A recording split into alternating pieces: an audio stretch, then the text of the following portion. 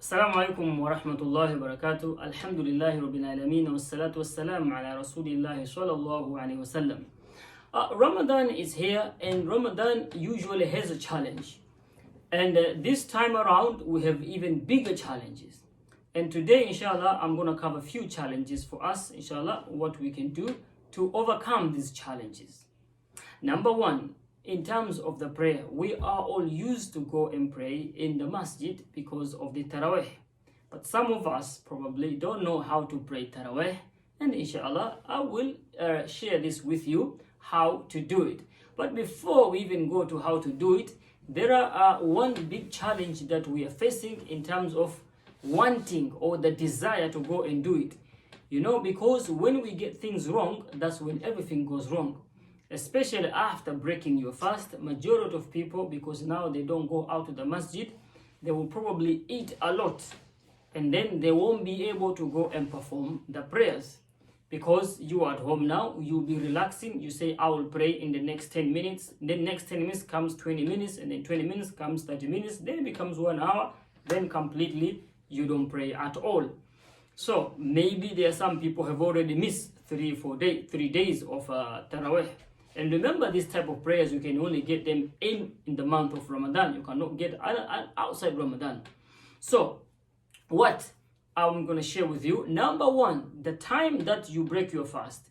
Break your fast with something small. Give yourself the energy. Eat or something as well. Then, there is an hour there, or maybe sometimes maybe about half an hour before you can, before Isha, Salat Isha enters.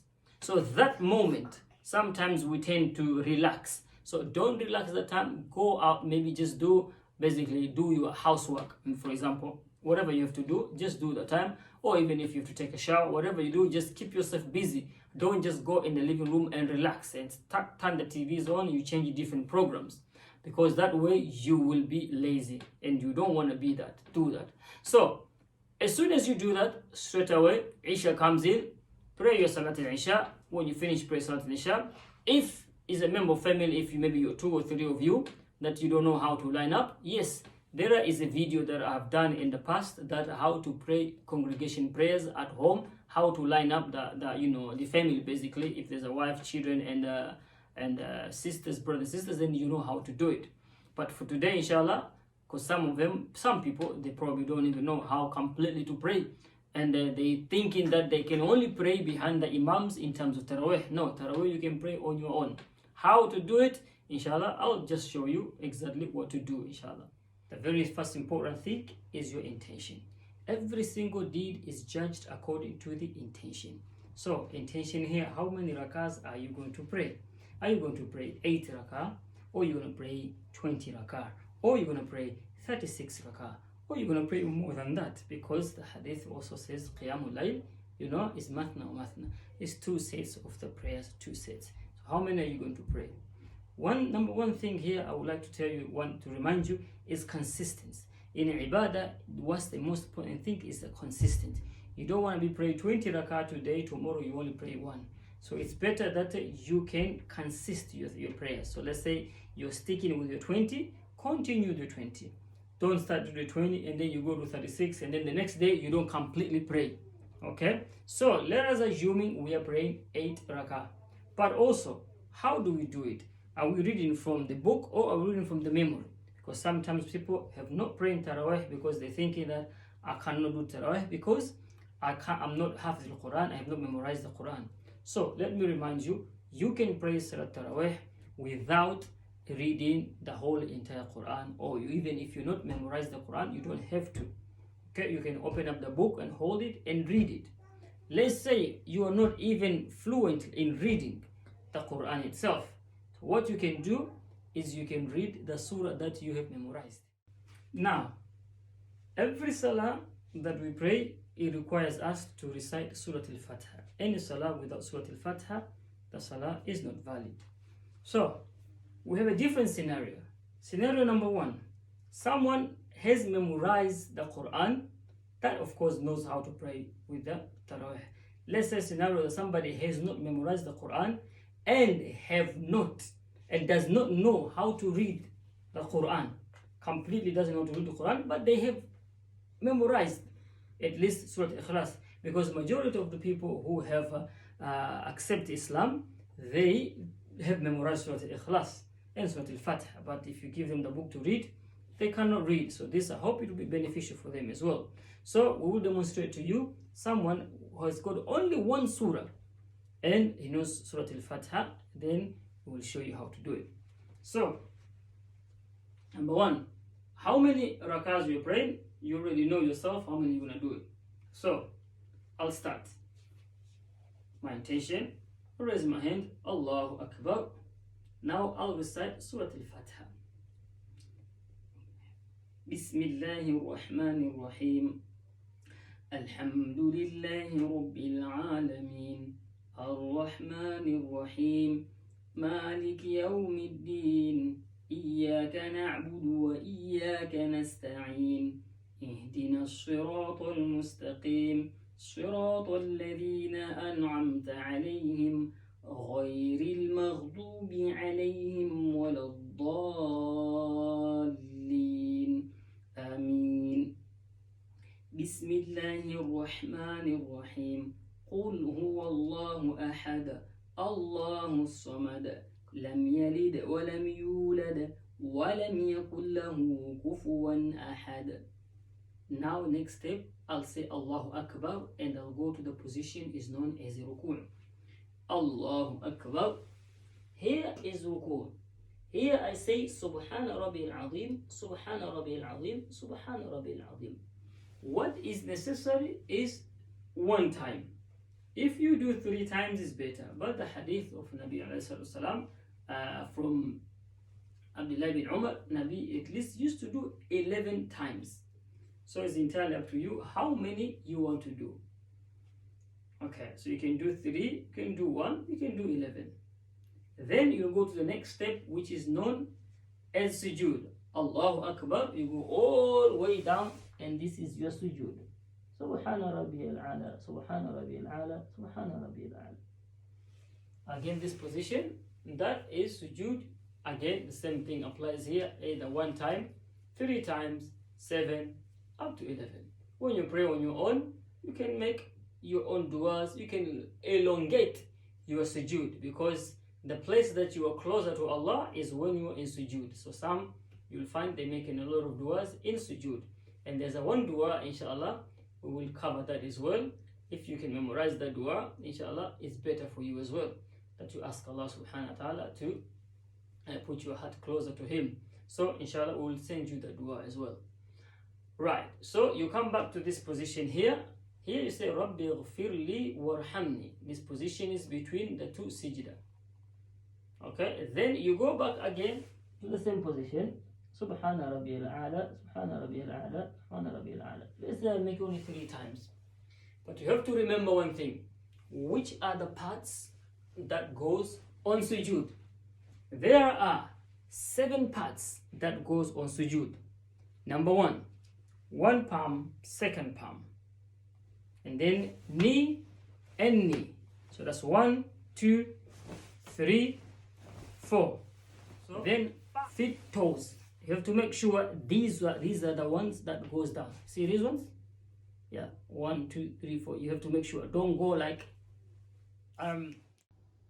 Okay, that is how we make a sujood. You see my toes are there.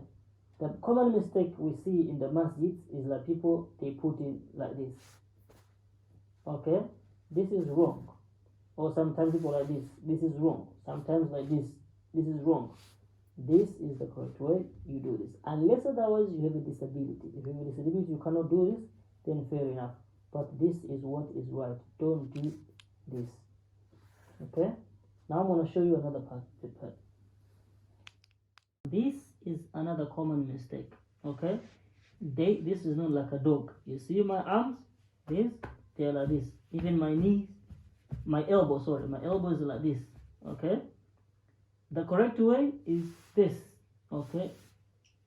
The elbows have to be up. But you have to make sure, obviously, when you're praying in a congregation, sometimes the masjid is packed, you cannot be like that. If you're like this, there is no harm. As long as they're not reaching you. Because if you go like this, then everybody, you can hurt others. Okay? You have to be considering with other people as well. So you do like this or like this, as long as they are not, the elbows are not on the floor. Okay? Now I'm coming up from sujood. Remember what I said, the 7 parts of sujood. Number 1, 2, okay, 3, 4, 5, 6. The 7 is this part here.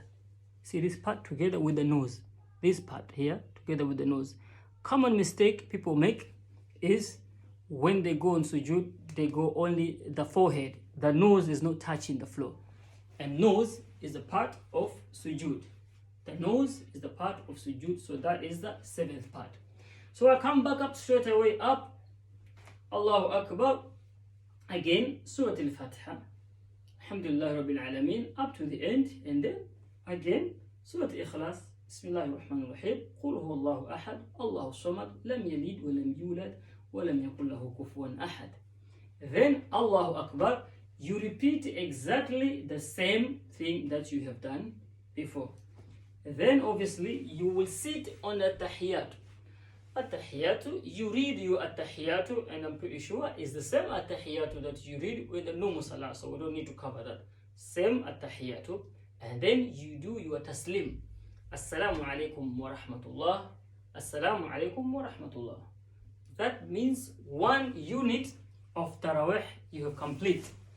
Now, how many do you want to do? So, if you want to do 8, then you repeat the same process 8 times, and then that is your taraweh is finished. The next thing you will do your witri. Witri is odd numbers. Again, will be the same process, except when you sit, after 2 tashahud, you will sit and make taslim, and then you'll stand up and make your final rakah. That is one way of performing Salatul Witr. Another way is you will do straight away 3 rakah. So you will start with the first rakah, and then second rakah you don't sit, you stand straight, and on the last rakah then you do your taslim. So I've explained to you 2 ways. One way you pray second rakah, taslim, you stand up, and then you read your normal last rakah, then taslim, you finish. But in witri, if for example you're doing 3 rakah, remember when you're coming from ruku, from here, when you're coming back here, Sami Allahu liman hamid, this is your last rakah. In witri, you raise your hands and ask Allah subhanahu wa ta'ala the famous dua, Allahumma dinii fiiman hadait, wa fiiman aafait, Watawallanii fiiman tawal-laiit, Wabaariklii fiimaa aadait, Waqinii syarramaa qadhait. Up to the end the dua. I will post the dua here. You can read yourself, inshallah. And if you don't know how to read it, again, you can Google it. You will find other people reading the dua. But if you request yourself that I have to read the dua as well, inshallah, I will post to you a different video with this dua. So that is complete of Salat Taraweh and Salat Witri together. So what you need to do is so easy.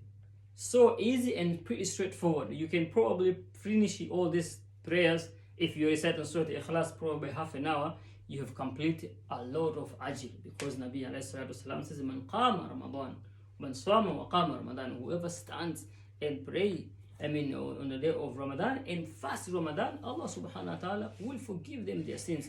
It's an opportunity you do not want to miss. Okay, even if you have to pray with Surah Ikhlas. For those, say for example, I know how to read Quran, I'm going to read from the book, Kitab. Yes, you are allowed. Same process, only when it comes to recite the surah that you chose you want to read, you open the book and you read. Anywhere from the Quran. فَقْرَأُوا مَا تَيَسَّرَ مِنَ الْقُرْآنِ. Recite wherever it is easier for you to recite. So if it's in the middle of the Quran, and that's where you can read, open up the middle and read. The most important thing is you do not want to miss this special nights whereby you can pray. Now, if you've liked this video and you find it's beneficial, please don't forget to subscribe on my channel down there. And also, you can follow us on Instagram. أقول ما قلت فإن كان خيرا فمن الله وإن كان شرا فمن نفسك. I've said what I've said. Whatever is good and true is from Allah subhanahu wa ta'ala. Whatever is bad and wrong is from myself and from the shaitan. And ask Allah subhanahu wa ta'ala to protect all of us from the shaitan. Assalamu alaikum wa rahmatullahi wa barakatuh.